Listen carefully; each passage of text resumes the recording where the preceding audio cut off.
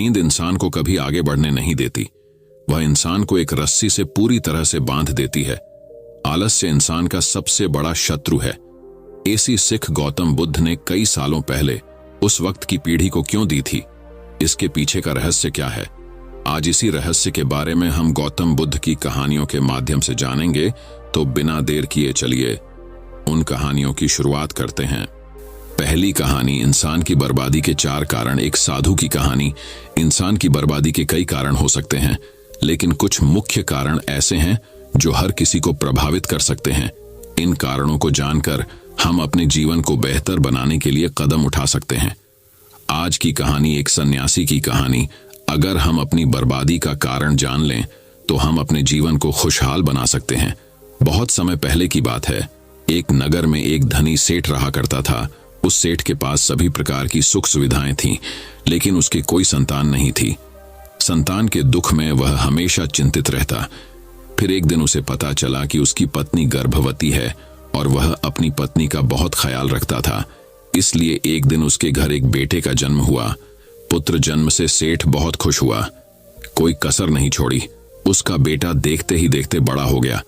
तब सेठ ने अपने बेटे को गुरुकुल भेजने का फैसला किया ताकि वह पढ़ लिख कर विद्वान बन सके। ज्ञान प्राप्त करने हेतु गुरुकुल भेज दिया था।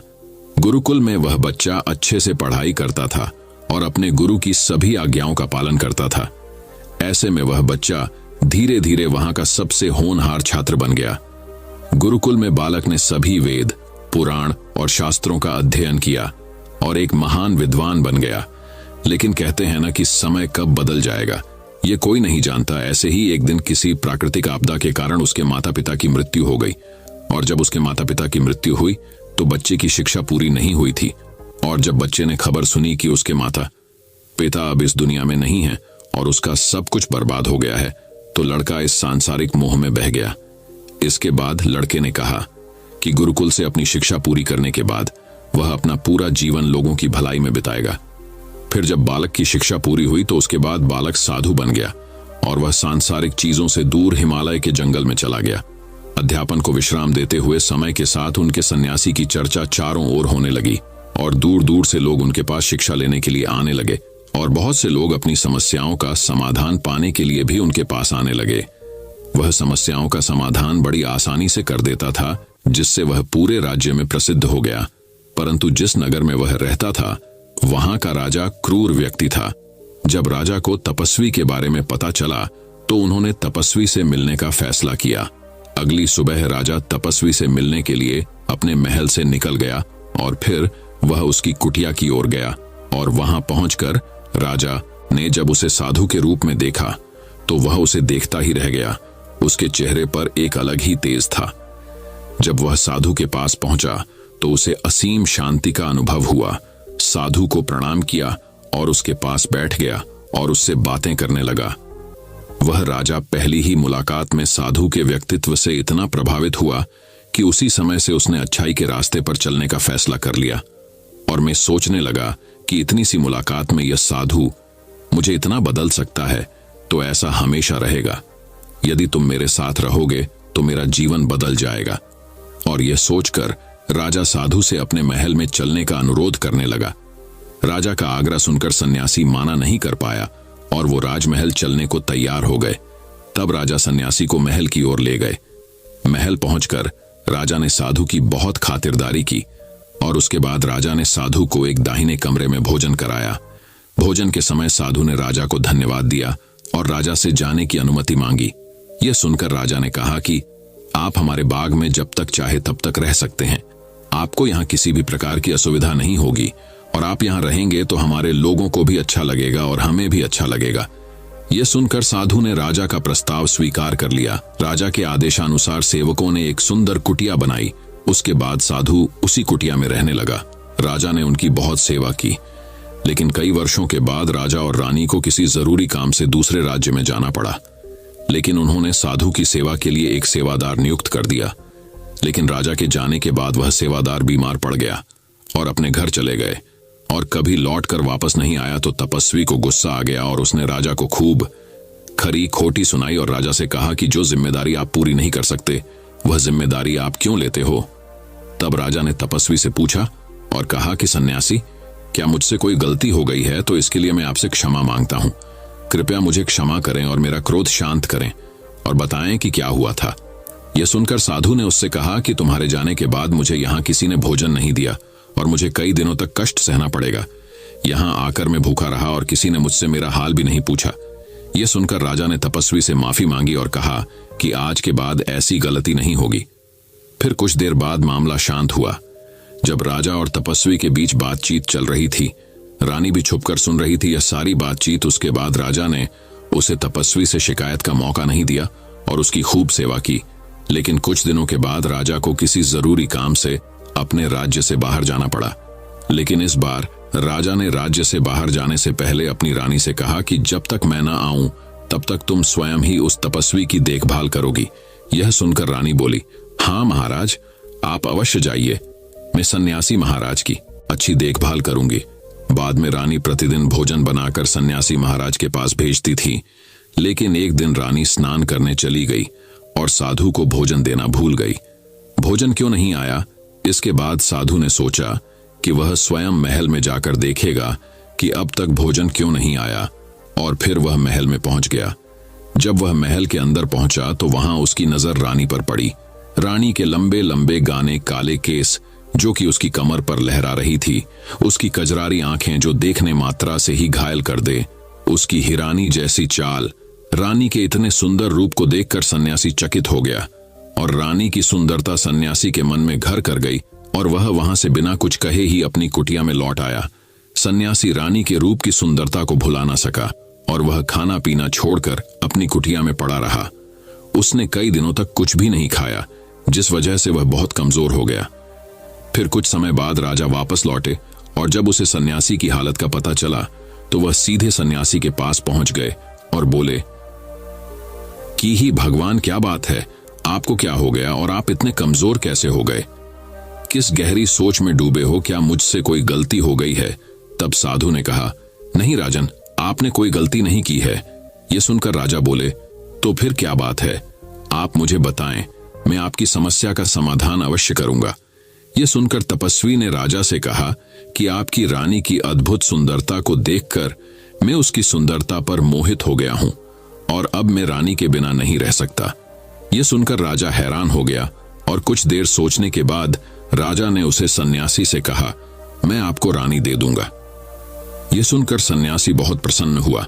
फिर राजा सन्यासी को लेकर महल चले गए और जब राजा और सन्यासी महल पहुंचे तो उस दिन रानी ने अपने सबसे सुंदर वस्त्र और आभूषण पहने थे। फिर राजा रानी के पास गया। राजा ने रानी से कहा कि इस साधु की मदद करनी चाहिए, वह बहुत कमजोर स्थिति में जा चुका है और मैं नहीं चाहता कि एक बुद्धिमान व्यक्ति की हत्या का कलंक मेरे सिर पर लगे। राजा की यह बात सुनकर रानी ने राजा से पूछा कि आखिर इन सन्यासी के इस दुख का कारण क्या है। तो राजा ने रानी से कहा कि सन्यासी आपकी अद्भुत सुंदरता के दीवाने हो गए हैं। राजा की यह बात सुनकर रानी ने कहा कि राजन, आप चिंता मत करिए, अब आप सब कुछ मेरे ऊपर छोड़ दीजिए। मुझे पता है कि मुझे अब क्या करना है। आपके ऊपर ना तो सन्यासी की हत्या का पाप लगेगा और ना ही उससे मेरे पवित्र धर्म का नाश होगा। रानी की यह बात सुनकर राजा ने रानी को सन्यासी को सौंप दिया। उसके बाद सन्यासी रानी को लेकर कुटिया पर पहुंचे। जब रानी सन्यासी की कुटिया पर पहुंची, रानी ने सन्यासी से कहा कि हमें रहने के लिए घर चाहिए, हम इस झोपड़ी में नहीं रह सकते। यह सुनकर सन्यासी राजा के पास गया और राजा से जाकर बोला कि हे राजन, हमें रहने के लिए घर चाहिए। सन्यासी की बात सुनकर राजा ने उनके लिए घर का प्रबंध कर दिया। फिर सन्यासी रानी को लेकर घर पहुंचा। जब रानी सन्यासी के साथ उसके घर पर पहुंची तो रानी ने सन्यासी से कहा कि यह घर तो बहुत गंदा है और इसकी हालत बहुत खराब है, मैं इस घर में नहीं रह सकती। ये सुनकर सन्यासी फिर से राजा के पास गया और राजा के पास जाकर बोला कि ही राजन, जो आपने हमें घर दिया है उसे घर की हालत बहुत खराब है। सन्यासी की बात सुनकर राजा ने उसे घर की हालत ठीक करवा दी। उसके बाद फिर रानी घर के अंदर गई और नहा धोकर बिस्तर पर आ गई। तभी साधु भी बिस्तर पर आ गया। फिर उसके बाद रानी ने साधु से कहा कि आप जानते हैं कि आप कौन हैं और क्या बन गए हैं। आप एक महान साधु थे जिनके लिए राजा स्वयं सभी आवश्यक चीजें उपलब्ध कराते थे, जिनके पास दूर दूर से लोग ज्ञान प्राप्त करने आते थे। जो लोगों को सत्य का मार्ग दिखाते थे, जो लोगों की समस्याओं का समाधान करते थे, जिन्हें सभी लोग गुरु मानते थे, जिसे सब लोग भगवान मानकर पूजते थे। और आज आप वासना के कारण मेरे गुलाम हो गए हैं। रानी की यह बात सुनकर साधु को झटका लगा और उसे एहसास हुआ कि वह एक साधु है और यह सब क्या कर रहा है। वह यह सब सुख सुविधाएं छोड़कर शांति की तलाश में जंगलों में चला गया था। जोर जोर से रोने लगा और चिल्लाने लगा और रानी से कहने लगा कि मुझे क्षमा कीजिए महारानी, मैं यह क्या करने जा रहा था। मैं अभी आपको राजा को सौंप कर आता हूं। सन्यासी की बात सुनकर रानी ने सन्यासी से प्रश्न किया कि साधु महाराज, मेरे मन में एक प्रश्न उठ रहा है, कृपया मेरे प्रश्न का उत्तर दीजिए। रानी की बात सुनकर सन्यासी ने कहा कि पूछो, तुम्हारा क्या प्रश्न है। फिर रानी ने कहा कि जब आपको उस दिन भोजन नहीं मिला तो आप बहुत क्रोधित हो गए। तब मैंने आपके ये रूप पहली बार देखा था और तभी से मैं आपके व्यवहार में परिवर्तन महसूस कर रही थी। ऐसा क्यों हुआ साधु महाराज? आखिर आपको इतना क्रोध क्यों आया?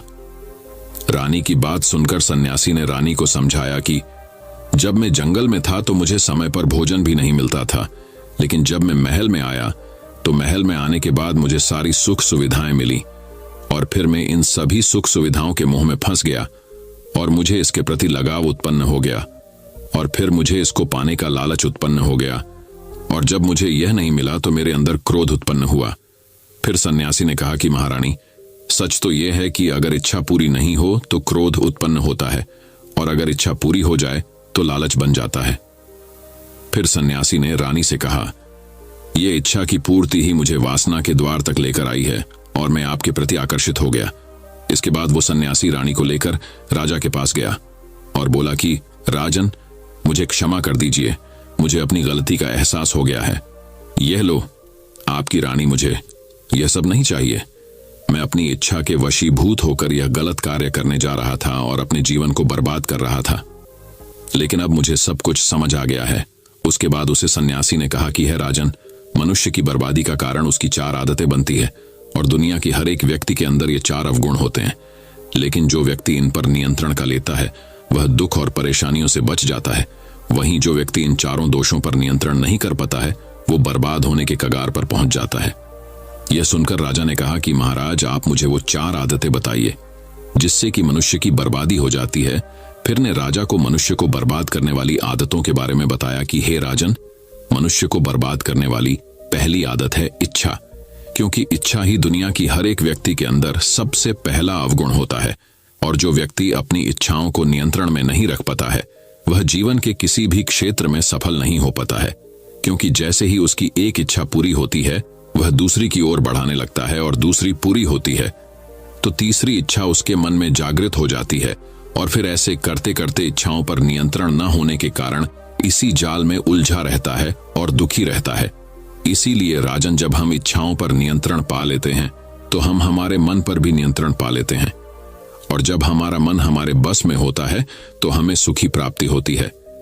फिर जो हम चाहते हैं वही हमारे साथ होता है। फिर सन्यासी कहता है कि हे राजन, मनुष्य को बर्बाद करने वाली दूसरी आदत है वासना। वासना का जन्म हमारे मन में उठने वाली इच्छाओं से होता है। जिस प्रकार इच्छा का कोई अंत नहीं होता और मनुष्य वासना के जाल में फंसता ही चला जाता है। वासना के वशीभूत होकर मनुष्यों को कुछ भी नजर नहीं आता है। आज तक जितनी भी लड़ाइयां हुई हैं उनका सबसे बड़ा कारण स्त्री को पाने की इच्छा ही रही है। स्त्री के प्रेम में वशीभूत होकर राजा महाराजाओं ने आज से पहले बहुत सारे युद्ध किए हैं। रावण भी संसार का सबसे बुद्धिमान व्यक्ति था, लेकिन उसने भी माता सीता की सुंदरता की जाल में फंसकर अपना सब कुछ बर्बाद कर लिया। उसकी मृत्यु का कारण एक स्त्री ही बनी थी। कई राजा महाराजा तो युद्ध में इसलिए हार गए क्योंकि वो लोग स्त्रियों से रास लीला रचने में ही रह गए। ईश्वर ने तो स्त्री की उत्पत्ति इस संसार को बढ़ाने के लिए की है, लेकिन आजकल लोगों ने इसे अपनी वासना का शिकार बना लिया है, अपने मनोरंजन का साधन समझने लगे हैं और जब उन्हें अपना यह मनोरंजन नहीं मिलता तो वो पागल हो जाते हैं और ना जाने क्या क्या कर बैठते हैं। इसीलिए हे राजन, जितना हो सके उतना वासना से दूर रहना चाहिए। फिर सन्यासी कहता है कि हे राजन, मनुष्यों को बर्बाद करने वाली तीसरी आदत है क्रोध, क्योंकि जब मनुष्य की वासना की पूर्ति नहीं होती है तो उसके अंदर क्रोध उत्पन्न हो जाता है और जब व्यक्ति को क्रोध आता है तो उसे पर उसका नियंत्रण नहीं होता है और फिर वो क्रोध में आकर कहीं गलत निर्णय ले लेता है। वो दूसरों को भला बुरा कह देता है, गलियां निकल देता है और जब उनका क्रोध शांत होता है तो उन्हें अपनी गलती का एहसास हो जाता है, लेकिन तब तक तो सब कुछ बर्बाद हो चुका होता है।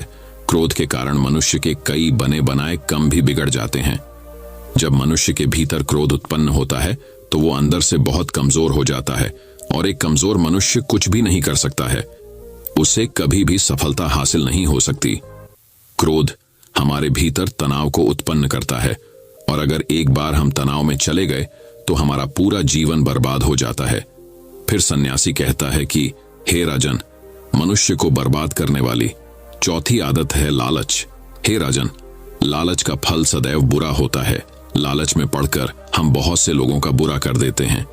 हर मनुष्य के जीवन में कभी ना कभी ऐसे लालच अवश्य आते हैं जब वह लालच कर बैठता है और अधिक पाने की लालसा में वह कुछ ऐसा कर बैठता है जिससे जो उसके पास था वह उसे भी गवा देता है। क्योंकि जैसे ही व्यक्ति की एक इच्छा पूरी होती है उसका लालच बढ़ जाता है और उसके मैन में और कई जन्म लेने लगती है। जो व्यक्ति लालच करता है वह कामयाबी से कोसों दूर रहता है, क्योंकि एक ना एक दिन लालच का दुश्मन सामने आता ही है। अगर हम समय रहते ही लालच को त्याग दें और उसकी जाल में ना फंसे तो हम एक सफल व्यक्ति अवश्य बन सकते हैं। फिर अंत में सन्यासी राजा से कहता है कि हे राजन, अगर मनुष्य चारों आदतों को छोड़ देता है तो उसे जीवन में सफल होने से कोई नहीं रोक सकता। जो इन आदतों को नहीं छोड़ता है उसे जीवन में बर्बाद होने से कोई रोक सकता। मैं एक सन्यासी होकर इसकी जाल में फंस गया था तो सामान्य मनुष्य तो इससे बच नहीं सकता। इसीलिए हे राजन, मनुष्यों को इन आदतों से हमेशा बचाना चाहिए। तो अब चलिए दोस्तों, गौतम बुद्ध की दूसरी कहानी की शुरुआत करते हैं। दूसरी कहानी, गौतम बुद्ध से सीखें खुद को वश में करने का तरीका। एक बार गौतम बुद्ध एक शहर में प्रवास कर रहे थे। उनके साथ कुछ शिष्य भी थे। एक दिन उनके शिष्य शहर में घूमने के लिए निकले। वे शहर में घूम ही रहे थे कि तभी शहर के कुछ लोगों ने उन्हें अपशब्द कहे। उनके बुरे शब्दों को सुनकर शिष्यों को बहुत बुरा लगा और वे वापस लौट गए। बुद्ध ने देखा कि शहर से लौटकर आए उनके सभी शिष्य बहुत क्रोध में दिखाई दे रहे हैं। उन्होंने शिष्यों से पूछा, क्या बात है, आप इतने तनाव में क्यों हैं? तभी एक शिष्य क्रोध में बोला, हमें यहां से तुरंत चलना चाहिए। जब हम बाहर शहर में घूमने गए थे तो यहाँ के लोगों ने बिना वजह हमें बहुत बुरा भला कहा। जिस जगह हमारा सम्मान नहीं हो वहां हमें नहीं रहना चाहिए। बुद्ध ने कहा, क्या किसी और जगह तुम अच्छे व्यवहार की अपेक्षा रखते हो? दूसरे शिष्य ने कहा, इस शहर से तो अच्छे लोग ही होंगे। तब गौतम बुद्ध बोले, किसी जगह को सिर्फ इसलिए छोड़ देना ठीक नहीं कि वहां के लोग बुरा व्यवहार करते हैं। हमें तो कुछ ऐसा करना चाहिए कि जिस स्थान पर भी जाएं, उस स्थान को तब तक नहीं छोड़े जब तक अपनी अच्छाइयों से वहां के लोगों को सुधार न दें। हम जिस भी स्थान पर जाएं, वहां के लोगों का कुछ न कुछ भला करके ही वापस लौटें।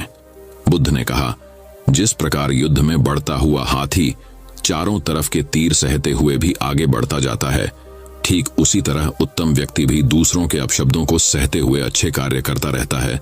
खुद को वश में करने वाले प्राणी से उत्तम कोई और नहीं हो सकता। बुद्ध की बात शिष्यों को अच्छी तरह से समझ में आ गई और उन्होंने वहां से जाने का इरादा त्याग दिया। तो अब चलिए दोस्तों, गौतम बुद्ध की तीसरी कहानी की शुरुआत करते हैं। तीसरी कहानी, आलस्य पर एक बौद्ध कहानी, एक प्रेरणादायक कहानी। एक बार एक आलसी व्यक्ति ने गौतम बुद्ध से कहा, मुनिवर, मैं बहुत आलसी हूं, जिसके कारण मैं अपने जीवन में जो करना चाहता हूं वह नहीं कर पाता, इसलिए मुझे कोई रास्ता बताएं। बुद्ध ने उस आदमी से पूछा, क्या तुम मानते हो कि तुम आलसी हो? तो उस व्यक्ति ने बुद्ध से कहा, हाँ मुनिवर, सिर्फ मैं ही नहीं बल्कि मेरे पूरे गांव के लोग कहते हैं कि मैं आलसी हूं। बुद्ध उस व्यक्ति से कहते हैं, लेकिन क्या आपके पास कोई सबूत है कि आप आलसी हैं? उस व्यक्ति ने उत्तर दिया, हाँ। तब गौतम बुद्ध उस व्यक्ति से पूछते हैं, क्या आपके पास इसका कोई सबूत है?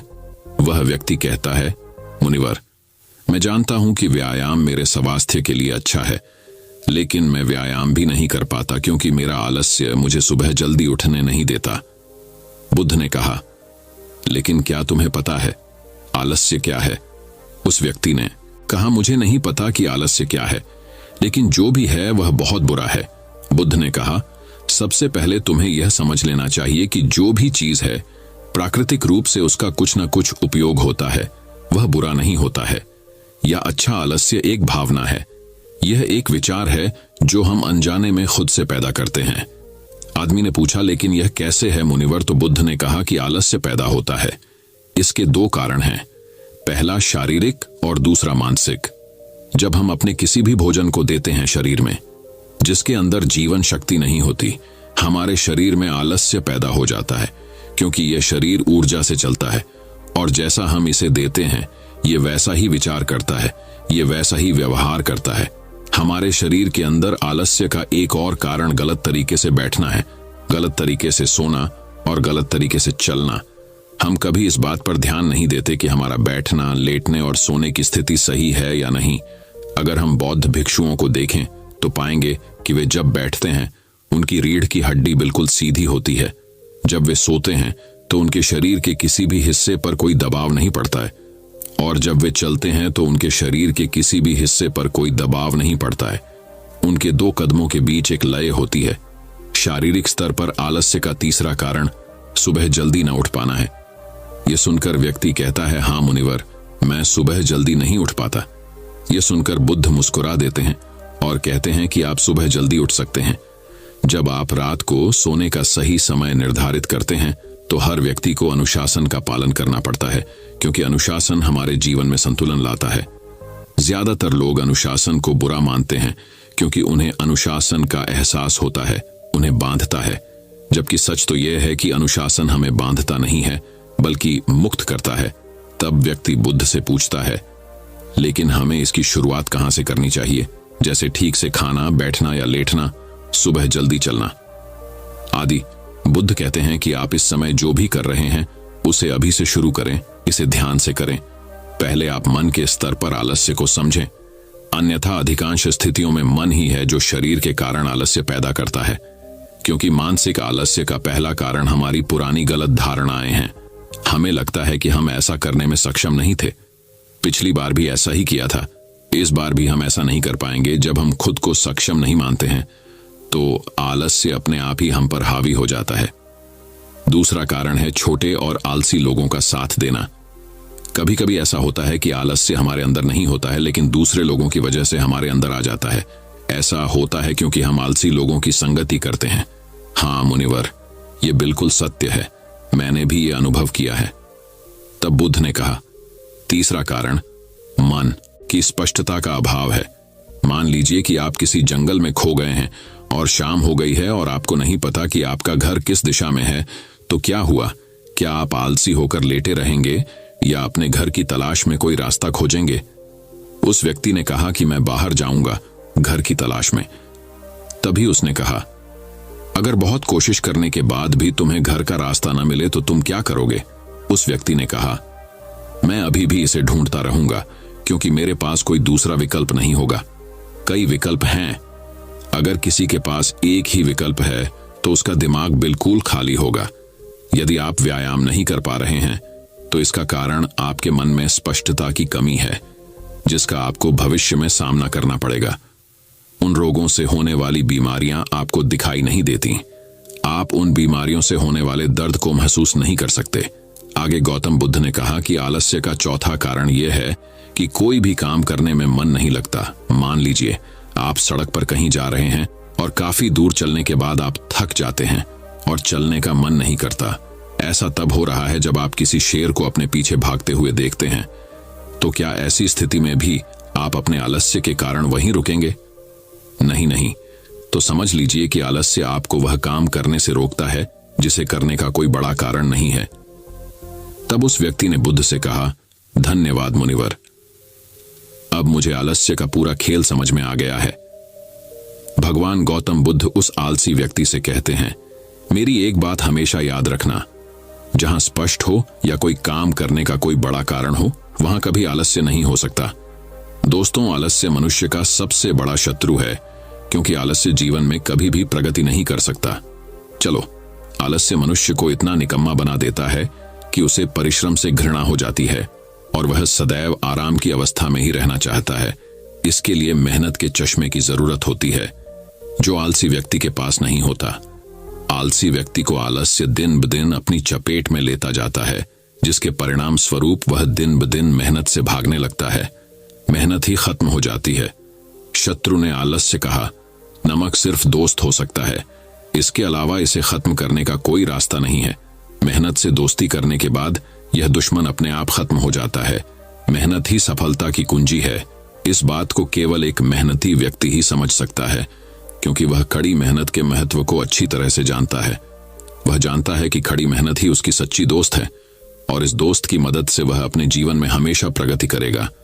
वह उस काम को छोड़ने की बजाय दोबारा और अधिक मेहनत से प्रयास करता है, और तब तक कोशिश करता है जब तक वह उस काम को करने में सफल नहीं हो जाता।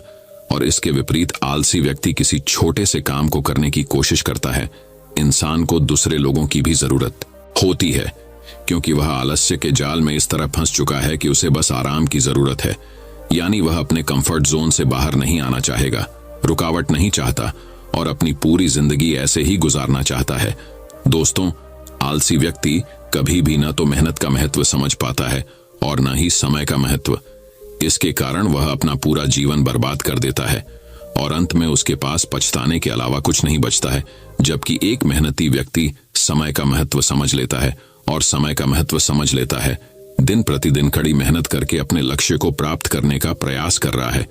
इसलिए आपको हमेशा मेहनत से दोस्ती और आलस्य से दुश्मनी रखनी चाहिए। तो अब चलिए दोस्तों, चौथी कहानी की शुरुआत करते हैं। चौथी कहानी। दोस्तों, बहुत समय पहले की बात है। एक गांव में एक किसान रहता था जिसका नाम रामू था। उसके घर के बाहर ही उसका एक छोटा सा खेत था। उसका पूरा परिवार उसके साथ खेत में काम करने में मदद किया करता था। रामू के बच्चे सब्जियों को पानी भी दे दिया करते थे। इस बार रामू के खेत की फसल बहुत अच्छी थी। वह अपनी पत्नी से कहता है कि इस बार हमारी फसल बहुत अच्छी है, और अगर सब कुछ सही रहा तो हम इस बार फसल बेचकर अपना पक्का घर बना लेंगे। इतना कहने के बाद वह अपनी पत्नी सरला से कहता है कि मैं बाजार जा रहा हूं कुछ सब्जियों और धन को बेचने के लिए, तुम खेत में कीटनाशक दवाइयां छिड़क देना।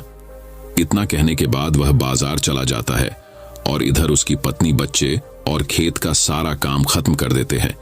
जब रामू बाजार से वापस आता है तो वह बहुत खुश होता है और अपनी पत्नी से कहता है कि हमारी सब्जियां उच्च गुणवत्ता वाली है, हमें इस बार बाजार में बहुत अच्छे दाम मिलेंगे, बाजार में जल्दी से सब्जियां तोड़कर बेचनी होगी। यह सुनकर उसकी पत्नी ने कहा, ठीक है, हम कल ही सारी सब्जियां तोड़कर बाजार में बेचने के लिए तैयार कर देंगे। इतना कहने के बाद वह अपने परिवार के साथ खुशी खुशी सो जाते हैं। लेकिन रात में अचानक बारिश होने लगती है। बारिश होने की वजह से रामू बहुत दुखी होता है, और वह अपनी पत्नी को उठाता है और कहता है, सरला, ये देखो कितनी तेज बारिश हो रही है। इससे सरला भी बहुत दुखी हो जाती है, और वह कहती है, हे भगवान, हमारी फसल का क्या होगा। दोनों पति पत्नी भगवान से बारिश बंद होने के लिए प्रार्थना करने लगे, लेकिन बारिश रुकने का नाम ही नहीं ले रही थी। यहां तक कि कुछ देर बाद ओले भी पड़ने लगे। पूरे खेत में बारिश का पानी भर गया। इससे वह दोनों बहुत परेशान थे। रामू ने कहा, सरला, बारिश का पानी बढ़ता जा रहा है, धीरे ये पानी हमारे घर में भी भरने लगेगा, और हवा की वजह से हमारे घर का छप्पर भी टूटने लगा है। दोनों बहुत परेशान थे। किसी को कुछ समझ नहीं आ रहा था कि ऐसी परेशानी में उन्हें क्या करना चाहिए। सरला ने अपने दोनों बच्चों को उठाया और अपने पति के साथ किसी सुरक्षित स्थान पर जाने का फैसला किया। जब वह अपने घर से निकले तो देखा पहले से ही बारिश के पानी की वजह से कई घर टूट चुके थे। पूरे गांव में पानी भर चुका था, और गांव के अन्य लोग भी अपना सामान सर पर रखकर गांव से निकल रहे थे। पूरा गांव दुखी था। सभी एक दूसरे की मदद कर रहे हैं।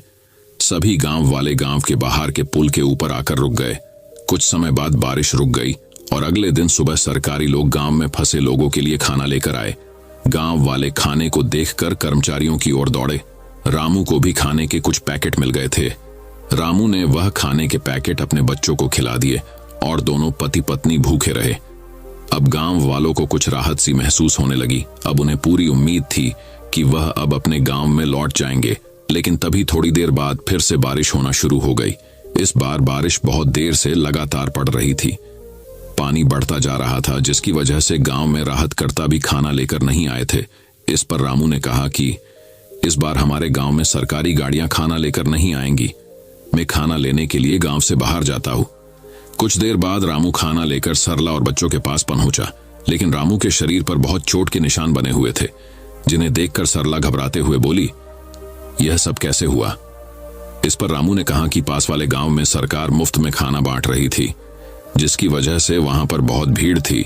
मुझे खाने लेते हुए भीड़ में यह चोट लग गई। इतना सुनकर सरला रोने लगी और कहने लगी, जो हाथ अनाज उगाते थे आज वह खुद अनाज के लिए परेशान है। यह कैसी स्थिति आ चुकी है? रामू ने सरला को समझाया और कहा कि तुम घबराओ मत, सब कुछ जल्दी ही ठीक हो जाएगा। इसके बाद रामू ने अपने बच्चों को खाना दिया, लेकिन बच्चों ने कहा, आप भी इसमें से हमारे साथ खाना खाइए, क्योंकि आप दोनों ने कल से कुछ भी नहीं खाया है। बच्चों ने सरला और रामू के साथ खाना खाया। ये देखकर सभी को बहुत अच्छा लगा। सभी का हंसता खेलता परिवार पूरी तरह से परेशान था। इसके बाद धीरे धीरे बारिश कम होने लगी और सभी गांव वाले अपने अपने घर लौटने लगे। जब रामू अपने परिवार के साथ घर पहुंचा तो देखा रामू का पूरा घर टूट चुका था। इस पर सरला बहुत ज्यादा दुखी थी। रामू ने कहा कि हम घर फिर से बना लेंगे। सरला ने कहा, और खाने के लिए कहां से लाएंगे? बच्चों ने कहा कि अभी भी कुछ सब्जियां खेत में बची हुई है, हम उनको तोड़ कर ले आते हैं। बच्चे सब्जियां तोड़ने में लग जाते हैं। रामू और सरला अपने घर को फिर से बनाने में लग जाते हैं। तभी उनके पास एक व्यक्ति अपने घर की ओर आता हुआ दिखाई देता है। वह बोलता है कि मैं सरकार की तरफ से आया हूं। मुझे ये देखना कि आपका इस बारिश की आपदा में कितना नुकसान हुआ है, क्योंकि सरकार आपको आपके नुकसान का पूरा मुआवजा देगी और आपको एक पक्का घर भी बनाकर देगी। ऐसा सुनने के बाद सरला को बहुत अच्छा लगा। रामू और सरला ने अपने बारे में सारी जानकारी उस सरकारी व्यक्ति को दे दी। वह सारी जानकारी लेने के बाद वहां से चला गया और कुछ सरकारी कर्मचारी गांव में राशन देने के लिए आए।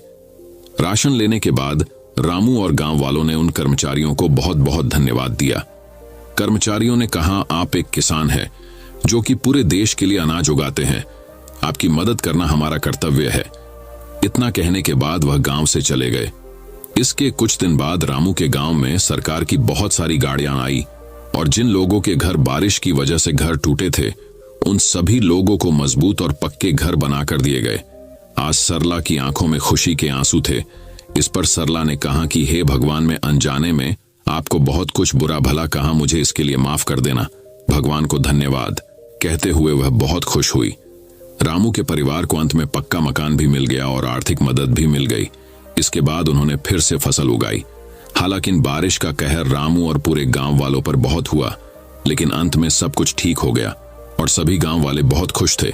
इस कहानी से हमें यह सीख मिलती है कि जब आमिर लोग अपने पक्के घरों में बारिश का आनंद लेते हैं, वही एक गरीब किसान अपने खेतों को बचने के लिए भगवान से प्रार्थना करता है। आज भी कई गांव ऐसे हैं जहां पर बारिश के कारण लोगों के घर टूट जाते हैं। तो अब चलिए दोस्तों, 5वीं कहानी की शुरुआत करते हैं। अब 5वीं कहानी की शुरुआत कुछ इस प्रकार होती है। बहुत समय पहले की बात है।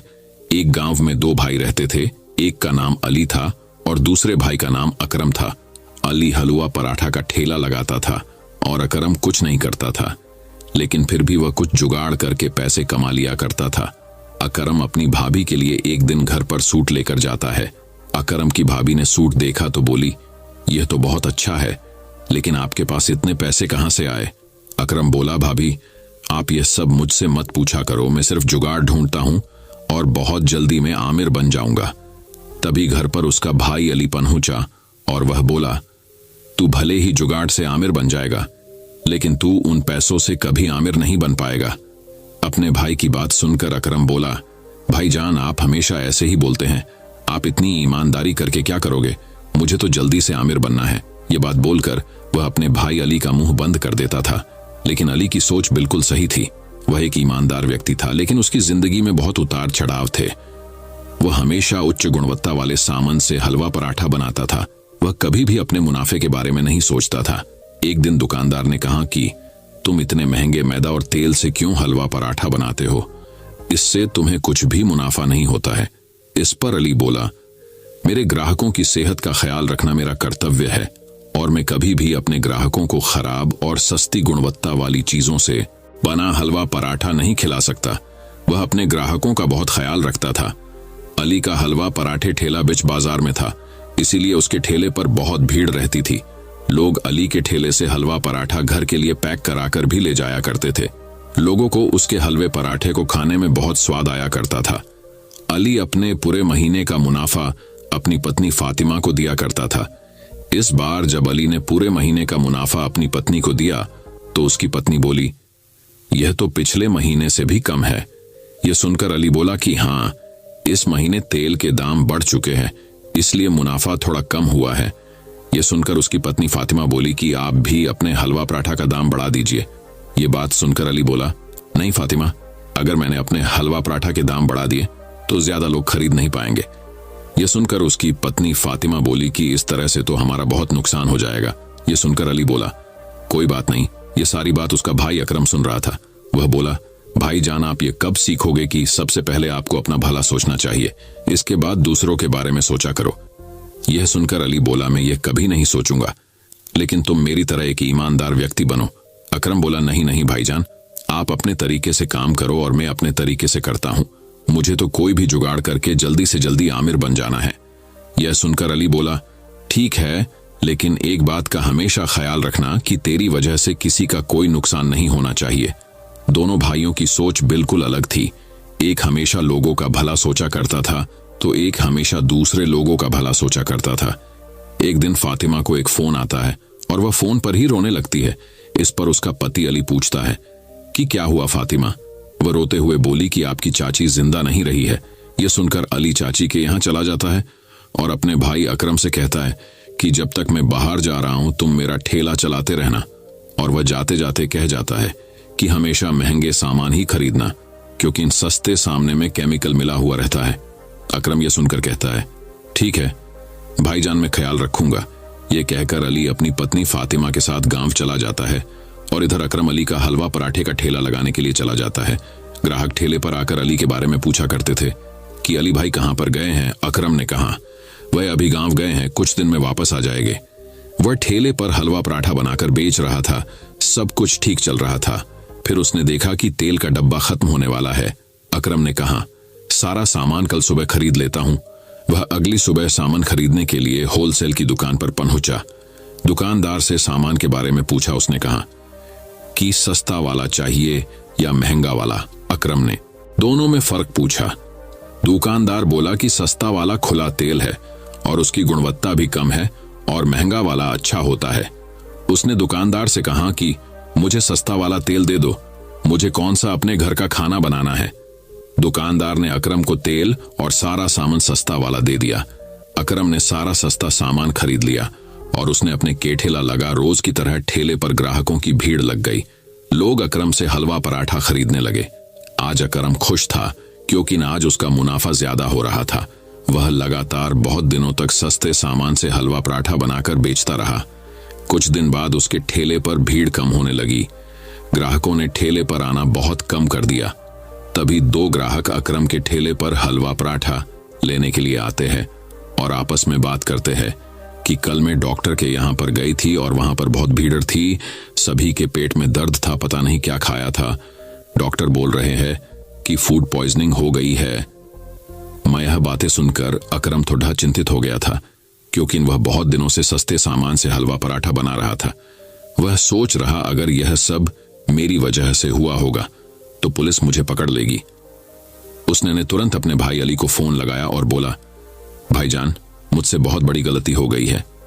मैंने आपकी कोई भी बात नहीं मानी और मैंने सस्ते सामान से हलवा पराठा बनाया और मेरी वजह से सभी लोगों को फूड पॉइजनिंग हो गई है। भाईजान, अब मेरी मदद कीजिए।